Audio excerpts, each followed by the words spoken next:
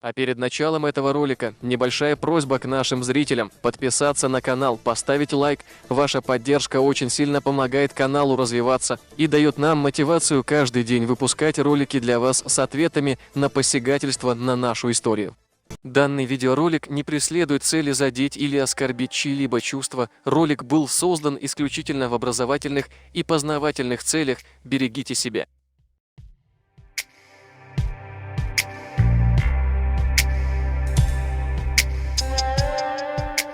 13 апреля 1794 году, ровно 227 лет назад, остановилось сердце первого имама Кавказа, шейх Мансура.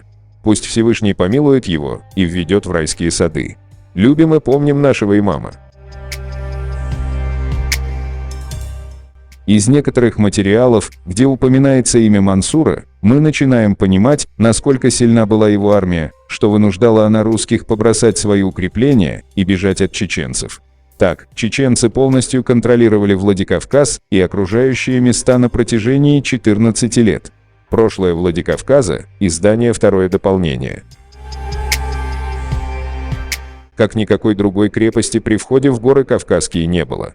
Интересно наименование той суммы, из которой отпущены были деньги на построение крепостной церкви, ныне Старого Забора.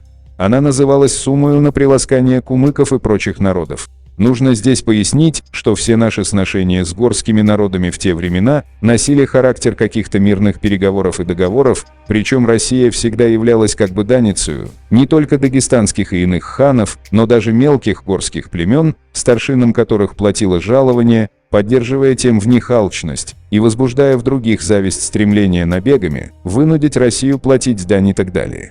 Только при Ермолове прежняя система подкупа и задариваний сменилась системой строгих наказаний. И в 1785 году разразилась на Кавказской линии гроза. Появился в Чечне проповедник нового мусульманского учения, волновавший весь затеречный край. Борьба с шейх Мансуром потребовала сосредоточения всех наших наличных сил, которыми мы располагали на линии гарнизоны, занимавшие укрепления от Моздока и до Владикавказа включительно, по своей малочисленности, не были в состоянии предохранить дорогу в Грузию от нападения чеченцев. Вследствие этого, в 1786 году решено было бросить недавно возведенное укрепление Потемкино, Кумбелей, Григорополнское и Владикавказское, а находившиеся в них команды вывести на Кавказскую линию, строение же взорвать и предать огню.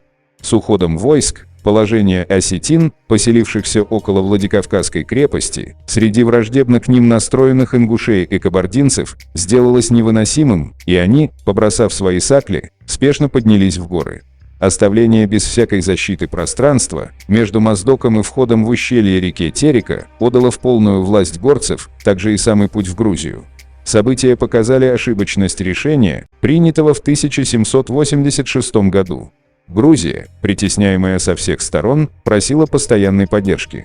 Назначенный главнокомандующим Грузии, князь Цицианов со свойственной ему энергией принялся за дело.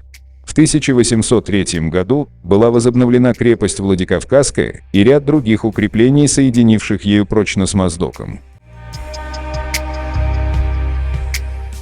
От Владикавказа до Тифлиса. 1895 год. В 1784 году тогдашний главнокомандующий на Кавказе генерал-поручик Павел Сергеевич Потемкин построил для охраны только что заложенной им военно-грузинской дороги небольшое укрепление, которому дано было характерное имя Владикавказ. Где именно лежало это первоначальное укрепление, трудно сказать, но есть основания предположить, что нынешний Владикавказ занимает уже не то место. Дело в том, что через 2 года после основания крепости, построенная Потемкиным, была покинута русским гарнизоном ввиду ожесточенного напора на нашу передовую линию со стороны воинственных туземцев, фанатизм которых воспрянул с ужасной силой под влиянием горячей проповеди нового пророка-пастуха шейх Мансура.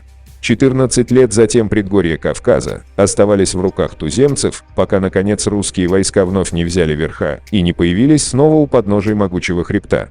Тогда-то и была заложена близ осетинского аула Дзалк небольшая крепость, из которой вырос нынешний Владикавказ.